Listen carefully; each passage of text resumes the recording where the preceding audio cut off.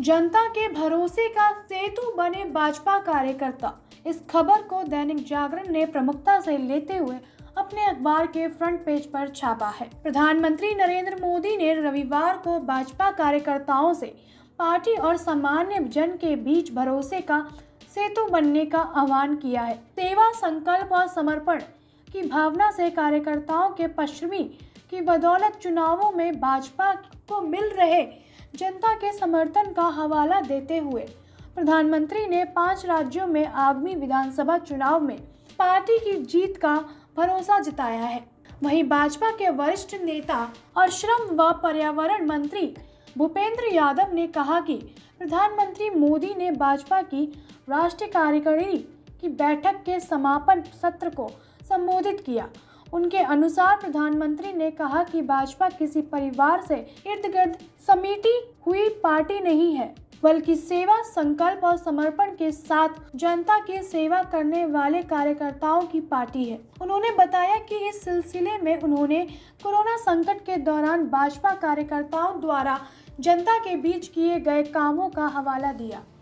उन्होंने कहा कि राजनीतिक पार्टी होने के बावजूद भाजपा के करोड़ों कार्यकर्ता सेवा ही संगठन के मंत्र के साथ अपनी जान की परवाह किए बिना मानवता की सेवा में लगे थे। प्रधानमंत्री मोदी ने भाजपा को मिले रही चुनावी सफलताओं का श्रेय कार्यकर्ताओं को देते हुए कहा कि उनकी बदौलत पार्टी जनता का भरोसा जीतने में सफल रही। फरवरी में विधानसभा चुनाव का सामना करने जा रहे राज्यों उत्तर प्रदेश, उत्तराखंड, गोवा, मणिपुर के मुख्यमंत्री द्वारा विकास और जनसेवाओं से जुड़े कार्यों के बारे में दिए गए प्रोजेक्शन का जिक्र करते हुए प्रधानमंत्री ने इन राज्यों में जनता का समर्थन मिलने का भरोसा जताया है। इसी तरह का प्रोजेक्शन पंजाब भाजपा अध्यक्ष ने भी दिया है।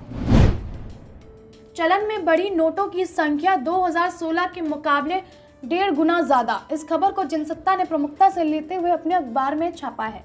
नोटबंदी के 5 साल बाद डिजिटल भुगतान बढ़ने के बावजूद चलन में नोटों की संख्या में भी लगातार वृद्धि हो रही है। हालांकि वृद्धि की यह रफ्तार धीमी है। दरअसल कोविड-19 महामारी के दौरान लोगों ने एहतियात के रूप में नकदी रखना बेहतर समझा। इसी कारण चलन में बैंक नोट पिछले वित्त वर्ष के दौरान बढ़ गए। आधिकारिक आंकड़ों के अनुसार debit, credit card, net banking और यूनिफाइड पेमेंट इंटरफेस जैसे माध्यमों में डिजिटल भुगतान में भी बड़ी वृद्धि हुई है। भारतीय एनपीसीआई का यूपी देश में भुगतान के एक प्रमुख माध्यम के रूप में तेजी से उभर रहा है। इन सबके बावजूद चलन में नोटों का बढ़ना धीमी गति से ही सही लेकिन जारी है। प्रधानमंत्री नरेंद्र मोदी ने 8 नवंबर 2016 को आधी रात से 500 रुपए और 1000 रुपए के नोटों को बंद करने की घोषणा की थी, जो उस समय चलन में थे। इस निर्णय का प्रमुख उद्देश्य डिजिटल भुगतान को बढ़ावा देना और काले धन पर अंकुश लगाना था। भारतीय रिजर्व बैंक के ताजा आंकड़ों के अनुसार मूल्य के हिसाब से 4 नवंबर 2016 को 17.74 लाख करोड़ रुपए के नोट चलन में थे, जो 29 अक्टूबर 2021 को बढ़कर 29.17 लाख करोड़ रुपए हो गए। आरबीआई के मुताबिक 30 अक्टूबर 2020 तक चलन में नोटों का मूल्य 26.88 लाख करोड़ रुपए था। 29 अक्टूबर 2021 तक इसमें 2,28,963 करोड़ रुपए की बढ़ोतरी हुई है। वहीं सालाना आधार पर 30 अक्टूबर 2020 को इसमें 4,57,079 करोड़ रुपए और इससे एक साल पहले 1 नवंबर 2019 को 2,84,451 करोड़ रुपए की बढ़ोतरी हुई थी। इसके अलावा चलन में बैंक नोटों के मूल्य और मात्राओं में 2020-21 के दौरान क्रमशः 16.8% और 7.2% की वृद्धि हुई थी, जबकि 2019 से लेकर 2020 के दौरान इसमें क्रमशः 14.7% और 6.6% की वृद्धि देखी गई थी। बम्बई हाई कोर्ट ने रद्द किया देशमुख को न्यायिक हिरासत में भेजने का आदेश। इस खबर को दैनिक जागरण ने प्रमुखता से लेते हुए छापा है। बम्बई हाईकोर्ट ने महाराष्ट्र के पूर्व गृह मंत्री अनिल देशमुख को न्यायिक हिरासत में भेजने का विशेषज्ञ अदालत का आदेश रविवार को रद्द कर दिया और उन्हें मनी लॉन्ड्रिंग मामले में 12 नवंबर तक प्रवर्तन निदेशालय की हिरासत में भेज दिया। ईडी ने अपने आवेदन में कहा कि विशेषज्ञ अदालत ने देशमुख को न्यायिक हिरासत में भेजकर मामले की जांच के लिए एजेंसी को पर्याप्त अवसर देने से इनकार कर दिया है। ईडी ने कहा कि उसे देशमुख से पूछताछ के लिए सिर्फ 5 दिन का समय मिला, जिसमें 2 दिन छुट्टियों में चला गया। हाईकोर्ट ने देशमुख को एजेंसी की हिरासत में भेजने का आदेश देते हुए कहा कि पहली नजर में विशेषज्ञ अदालत के फैसले की वैधता को लेकर उसके आवेदन में तथ्य नजर आता है। जस्टिस माधव जमादार की अवकाशलीन पीठ ने विशेषज्ञ अदालत के 6 नवंबर के फैसले को चुनौती देने वाली ईडी की याचिका पर सुनवाई की। ईडी की ओर से हाईकोर्ट में पेश अतिरिक्त सॉलिसिटर जनरल अनिल सिंह ने कहा कि अब तक की जांच के आधार पर कहा जा सकता है कि देशमुख को हिरासत लेकर पूछताछ करने का समय की जरूरत है। दूसरी तरफ देशमुख के वकीलों विक्रम चौधरी और अनिकेत निकम ने कहा कि वे याचिका के गुण दोष के आधार पर इसका विरोध कर रहे हैं। राकांपा नेता ने पूछताछ के लिए सहमति दी है और वे उसके लिए खुद पेश हुए हैं। ईडी ने मनी लॉन्ड्रिंग मामले में 1 नवंबर को देशमुख को गिरफ्तार किया था। उन्हें 2 नवंबर को कोर्ट में पेश किया गया, जहां उन्हें 6 नवंबर तक ईडी की रिमांड में भेज दिया गया था। जब उन्हें शनिवार को विशेषज्ञ अदालत के समक्ष पेश किया गया था, तो ईडी ने हिरासत अवधि बढ़ाए जाने का अनुरोध किया, लेकिन अदालत ने इससे इनकार कर दिया और उन्हें न्यायिक हिरासत में भेजने का आदेश दिया। ईडी ने पहले देशमुख के निजी सचिव के तौर पर काम कर रहे संजीव पलेंदर और निजी सहायक कुंदन शिंदे का गिरफ्तार किया था। इन दोनों के खिलाफ विशेषज्ञ अदालत में अभियोजन शिकायत प्रस्तुत कर चुकी है। उप्र के फर्रुखाबाद के जिला जेल में रविवार को सजायफा बीमार कैदी की मौत पर भड़के साथी कैदियों और बंदियों ने जमकर उपद्रव किया है। डिप्टी जेलर को बंधक बनाकर बहकाव और जेल अस्पताल में तोड़फोड़ पथराव के साथ आगाजनी की। जवाब में पुलिस ने फायरिंग कर लाठियों भांजी, आंसू गैस के गोले भी दागे। पथराव में एसपी अशोक कुमार, मीणा जेलर अखिलेश कुमार समेत 30 पुलिसकर्मी और 2 बंदी घायल हो गए। डीएम संजय कुमार ने इसकी पुष्टि की। उन्होंने बताया कि जेलर की ओर से 27 कैदियों के खिलाफ मुकदमा दर्ज कराकर घटना की मजिस्ट्रेट जांच शुरू कराई गई थी। जिला जेल के क्षमता 900 बंदियों की है, लेकिन वर्तमान में लगभग 1200 कैदी हैं। इनमें से संदीप सिंह यादव भी था, जो पत्नी की हत्या में उम्र कैद काट रहा था। 5 नवंबर को दोपहर में संदीप को लोहिया अस्पताल में भर्ती कराया गया था। उसे सांस लेने में दिक्कत होने पर सैफई रेफर किया गया, जहां शनिवार रात उसकी मौत हो गई। रविवार सुबह जेल में बंद संदीप के रिश्तेदार संजीव यादव को जानकारी मिली। उन्हें अन्य लोगों को जानकारी दी तो आक्रोश फैल गया।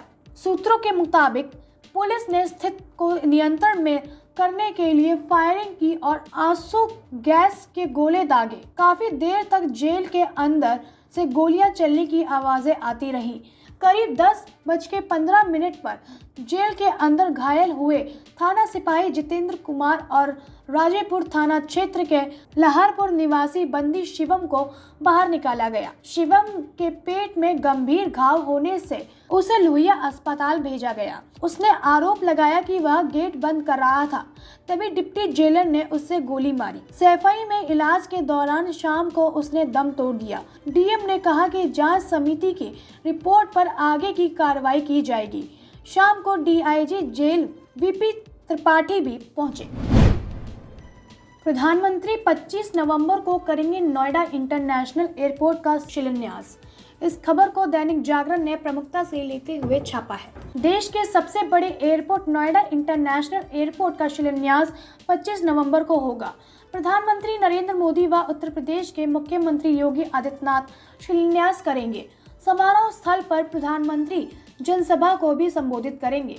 प्रधानमंत्री का कार्यक्रम तय होते ही पुलिस प्रशासन व यमुना प्राधिकरण सक्रिय हो गई है। एयरपोर्ट के शिलान्यास का काफी समय से इंतजार किया जा रहा था।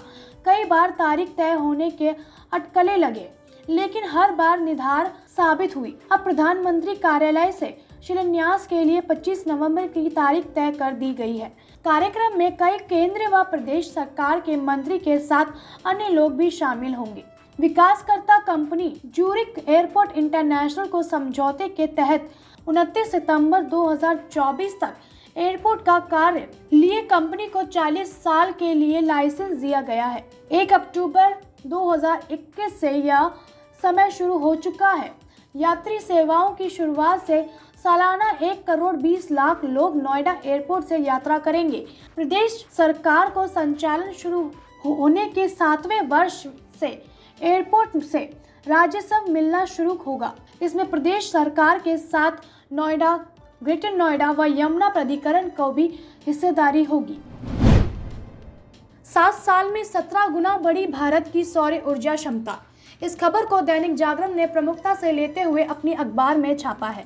परंपरागत ईंधन को छोड़कर स्वच्छ ईंधन को अपनाने की दिशा में भारत तेजी के साथ कदम बढ़ा रहा है। पिछले 7 साल में भारत की सौर ऊर्जा क्षमता 17 गुना बढ़ी है। संयुक्त राष्ट्र जलवायु शिखर सम्मेलन में रविवार को भारत ने कहा कि उसकी सौर ऊर्जा क्षमता बढ़कर 45,000 मेगावाट हो गई है। यह भी कहा कि विश्व आबादी में उसका हिस्सा 17% होने के बावजूद उसका कुल उत्सर्जन में हिस्सा सिर्फ 4% है। भारत ने यहां आयोजित COP26 जलवायु शिखर सम्मेलन में 11वें विचारों के साझाकरण के दौरान अपनी तीसरी BUR प्रस्तुत करते हुए यह बात कही। BUR को फरवरी में संयुक्त राष्ट्र जलवायु परिवर्तन संधि के समक्ष पेश किया गया था। भारत ने इस रिपोर्ट में मुख्य बिंदु के तौर पर कहा कि उसने 2005 से लेकर 2014 की अवधि में अपने सकल घरेलू उत्पाद की उत्सर्जन तीव्रता में 24% की कमी हासिल की है। साथ ही अपने सौर कार्यक्रम में महत्वपूर्ण वृद्धि भी दर्ज की है। भारत की ओर से पर्यावरण मंत्रालय में सलाहकार विज्ञानी JR भट्ट ने कहा कि भारत विशेषज्ञ आबादी के 17% का प्रतिनिधित्व करता है, लेकिन हमारा कुल उत्सर्जन के केवल 4% और वर्तमान विषय ग्रीन हाउस गैस उत्सर्जन लगभग 5% ही है। भट्ट ने कहा, यह दर्शाता है कि भारत जलवायु परिवर्तन के प्रति संवेदनशील है। पिछले 7 साल में भारत की ओर से सौर ऊर्जा क्षमता 17 गुना बढ़ गई है, अब तक 45,000 मेगावाट पर पहुंच गई है। सम्मेलन में सभी पक्षों ने BUR और जलवायु को लेकर भारत के प्रयासों की सराहना की है, जिसमें नए उपायों की हरियालियां घोषणाएं भी शामिल हैं। प्रदूषण में नहीं सुधार, सांसों पर संकट बरकरार। इस खबर को दैनिक जागरण ने अपने अखबार में प्रमुखता से लेते हुए छापा है। दिल्ली NCR के लोगों ने रविवार को तीसरे दिन भी जहरीली हवा में ही सांस ली। फरीदाबाद और ग्रेटर नोएडा को छोड़कर सभी जगहों का एयर क्लैरिटी इंडेक्स 400 के पार ही दर्ज हुआ है। हालांकि तेज हवा के असर से AQI में आज भी कुछ अंकों की कमी दर्ज की गई है। इस बीच दिल्ली के PM 2.5 प्रदूषण में पराली के धुएं की हिस्सेदारी रविवार को सीजन की सार्वजनिक 48% तक जा पहुंची है। सफर इंडिया का पूर्ण अनुमान है कि अभी अगले 2 दिन तक दम घोट प्रदूषण से राहत मिलने के आसार नहीं है। हालांकि AQI में कुछ अंकों की आशंकित गिरावट तो होगी, लेकिन इसकी श्रेणी बहुत खराब या गंभीर ही बनी रहेगी। दिल्ली का एयर इंडेक्स 428 रहा। केंद्रीय प्रदूषण नियंत्रण बोर्ड द्वारा जारी एयर क्लैरिटी बुलेटिन के अनुसार रविवार को दिल्ली का एयर इंडेक्स शनिवार के 437 के मुकाबले यहां 5 अंक कम था। फरीदाबाद का एयर इंडेक्स 372, गाजियाबाद का 455, ग्रेटर नोएडा का 365, गुरुग्राम का 419 और नोएडा का 486 दर्ज किया गया। शनिवार के मुकाबले NCR के इन सभी शहरों के एयर इंडेक्स में भी कुछ अंकों की गिरावट देखने को मिली। फरीदाबाद और ग्रेटर नोएडा का एयर इंडेक्स बहुत खराब, जबकि अन्य जगहों का गंभीर श्रेणी में रिकॉर्ड हुआ। पंजाब और हरियाणा में पिछले 24 घंटे के दौरान पराली जलाने के 4,179 मामले दर्ज किए गए। PM 2.5 के स्तर में पराली के धुएं का असर 48% रहा, जो इस सीजन में अभी तक का सर्वाधिक है। रविवार को दिल्ली में PM 2.5 का स्तर 242, जबकि PM 10 का स्तर 225 माइक्रोग्राम प्रति क्यूबिक मीटर रहा। मौसम विभाग के मुताबिक रविवार को सफदरजंग और पालम के दोनों एयरपोर्ट पर हवा की गति 8 से 10 किमी प्रति घंटे तक रही। बाद में हवा की गति धीमी हो गई, दर्शाता 1200 से 2200 मीटर तक दर्ज की गई। रविवार को भी तेज हवा के बीच दिन भर हल्की धूप खिली रही। हालांकि धूप के बावजूद हवा में ठंड का एहसास रहा। अधिकतम तापमान सामान्य स्तर पर 29.1 डिग्री सेल्सियस, जबकि न्यूनतम तापमान सामान्य स्तर पर 14.2 डिग्री सेल्सियस दर्ज किया गया। वहीं हवा में नमी का स्तर 36 से 91% रहा। मौसम विभाग के अनुसार सोमवार को आंशिक रूप से बादल छाए रहेंगे। सुबह में कोहरा रहेगा। अधिकतम एवं न्यूनतम तापमान क्रमशः 29 से 14 डिग्री सेल्सियस रहने की संभावना है। तापमान में अब लगातार गिरावट होगी और अगले कुछ ही दिनों में अधिकतम तापमान 27 डिग्री जबकि न्यूनतम 13 डिग्री पर आ जाएगा।